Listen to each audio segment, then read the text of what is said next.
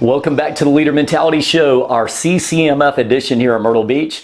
Very, very exciting times because we have one of the best performers, maybe the best performer at CCMF. Briana Calhoun's on the show with us. Welcome to the show. Thank you so much for having me. It's great to have you. I appreciate you coming on today, and I'm so excited to hear about your story and how you got here. Right. But just before we get into all that, this is your first time performing at CCMF? No, this is actually my second year. All right. So it's been great both times. It's such a good crowd. I love that you can bring your family to this festival. You see a ton of kids, and the staff's great, crew is great. I had a blast last year, so I definitely hit them up whenever the time came to start booking festivals. Yeah, you're like, let's do this again. Have you ever been to a place, and you don't have to tell us where, but have you been to a place where you're like, not going there again? Oh yeah.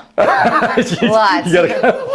There's been several times where I'm like, never coming back here. Oh man, well, and so that's a real deal thing. So when she says she likes coming to Myrtle Beach, that's high praise. Well, and it depends on how you're treated. You know what I mean? And I'm not a diva. I don't need the works. I just need to feel appreciated. And you know, there a lot of things and people can get overlooked when there's so many moving parts. But haven't felt that way. If I've ever had an issue, I can call Shannon Elmore. Shout out to my girl. She's artist coordinator for the festival, and she's like always ready to talk. So good. Yeah, no, it is. It's the key to everything is the organization, the planning. So, well, I'm glad to hear that. What's special about this to you? About the festival? Yeah. The beach and the people and the fact that I get to network. I love meeting new people. You know, I still live in Louisiana, but I travel to Nashville a lot to write and record. But the thing about festivals is they are a hot spot for networking. Probably more than anything else. You may not make as much money necessarily playing an independent show at a single one-off venue, but the opportunity to meet people and the opportunity to gain traction and network and the exposure is worth it. Man, you know, it's crazy that we're talking about this and we're at CCMF, so we're at a music festival, but a common recurring theme on the Leader Mentality is you have to have a great network. And you have to constantly be building that on. That'll take you through the hard times. You gotta look at the people that you're surrounding yourself always with, and so that plays a big role. So I appreciate you sharing that with us. Is there any performer you're a performer, so people are excited to see you. Is there anybody you're excited to see? I've never seen Morgan Wallen. Really? I've never seen Morgan Wallen. I feel like I'm probably one of my only friends that hasn't. I've been invited a couple of times, but I'm also a high school teacher. I teach honors high school Spanish. Nice. I do this. I run a nonprofit, so I'm running all over the place, literally. Man. And I've been invited a couple of times, and I've never been able to see Morgan. So you know, how come my teachers weren't as cool as you in school? Though, none of mine are out doing my this. kids have no idea how lucky they are. Right? I tell them all the time. I'm like, y'all are so lucky to have me. Just do your work. Do you ever get requests can you sing us a song? And oh yeah. They know what I do. They know that this is the other half of my life, and so they're always like, Miss Calhoun, can you sing for us today? And I'm like, no, we have to learn to conjugate verbs. We can't sing. It's not concert day. Yes, exactly. I appreciate you guys are excited, but let's try to get some A's in here. I'm with you on that. Well, before we get into a little background, because I want to hear all about how you got to this point, but is this the kind of show, and I'm always curious when it comes to performers, where you could just walk up to a Morgan Wallen somewhere in the back, say, hey, what's up? Or are they a little bit more? If I see him, I'll walk up to him. I mean, I'm not scared to walk up to anybody. And, you know, I've met plenty of people in this industry, some just starting out and some way up here on the top. And they're just people. They're no different than me and you. And they want to be treated like just people. Like regular people, Yes. And so if you we call it Gurmy in Nashville. Most people don't know this term, so I'm about to educate you. All right. So a Gurm, Gherm, is someone who freaks out and acts fanatical around someone who is famous. And as someone who is in the industry, and I do know people, like I said, on every level, it makes them uncomfortable. You know what I mean? When people are like, oh my God, okay, you know, and then a lot of times they just kind of follow you around or won't leave you alone. And again, they are just people who have done well and had success. And some people are super talented and never have the success of others. A lot of it does depend on who you know. It depends on being at the right place at the right time. But at the end of the day, they're just people, and that's how they want to be treated. So if I saw Morgan, I would totally walk up to him and say hi. Yeah, totally. I know that a few years ago we were doing our CCMF special, and I was waiting for LV Shane, and while we were waiting for LV Shane in the back in the tour bus area, Luke Bryan pops out, and again, to your point, you walk over, hey, yeah, come on over, let's take a picture. Yeah. Just really cool people that do, down to earth people. So Yes. I always have a good respect for that. Well, how did you get to this point? I mean, tell us a little bit, if you could, about your background and how you got here. Ooh, so I have a very different background than most country artists. I don't know anyone that has a background like me besides Jelly Roll. I like to joke and say I'm the female Jelly Roll without the roll. But I was had a horrible drug addiction in my teens and early 20s, and one thing led to another. I got a lot of felonious charges, like back to back, within a very short period of time, and I was institutionalized for about 3 years of my life. And by that, I just mean I was in a cycle of for about 18 months, jail, rehab, halfway house, straight back to jail, rehab, halfway house. I couldn't get clean, and I was doing everything I could, but I just couldn't do it on my own. But I also knew, I was at a point where it was like live or die. It had gotten that dark, that bad. I actually have a documentary out. If you just look up breezemusic.com, BRISmusic.com, the documentary is on the very top of the page, because it's not just about my music, it is about my story. And I really struggled, and I asked God to help me, and his help came in the way of a 5-year felony conviction at a Louisiana Correctional Institute for Women. And of course I thought my life was over. I was like, there's no coming back from this. It's ruined, you've messed up everything, you've burned every bridge. And that wasn't the case. And as of December of 2023, me and my friend Kix Brooks of Brooks and Dunn, who, if you know me, everybody knows we're partners, we're business partners, we're songwriting partners, we do a lot of projects together.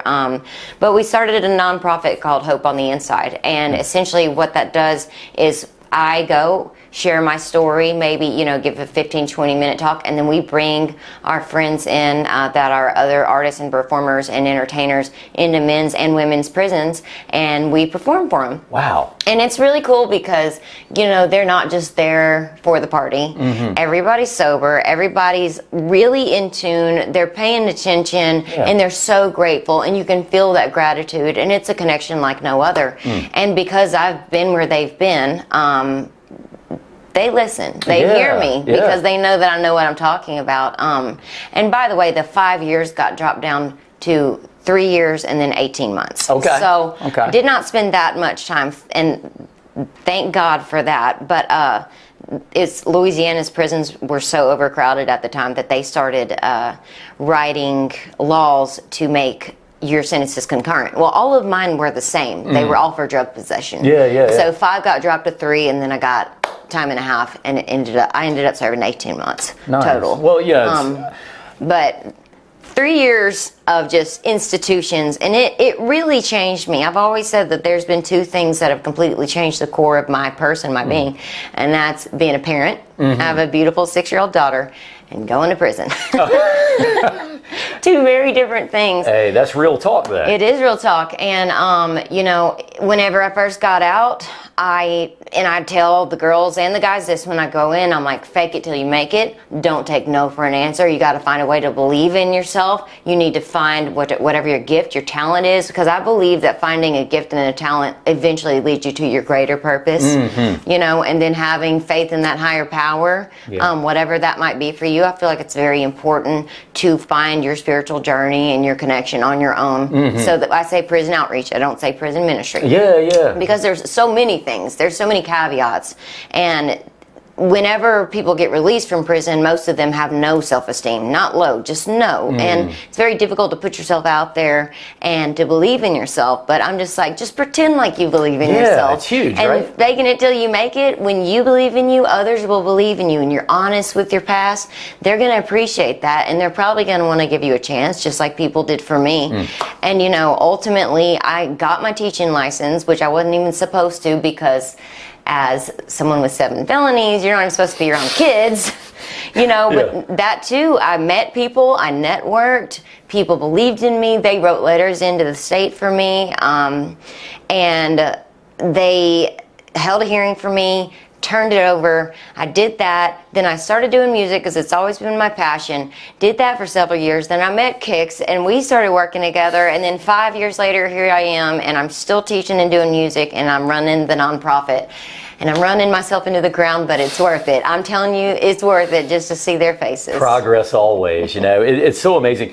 Honestly, I think the story and the journey that you just told is way more important than totally. anything else that somebody could say that just went on a straight line path to where they're at. Because there's somebody right now that could be listening to the show right now that's down in the dumps. And maybe they're in jail. Maybe they're just feeling like they are worthless or that they're not a contributor to society.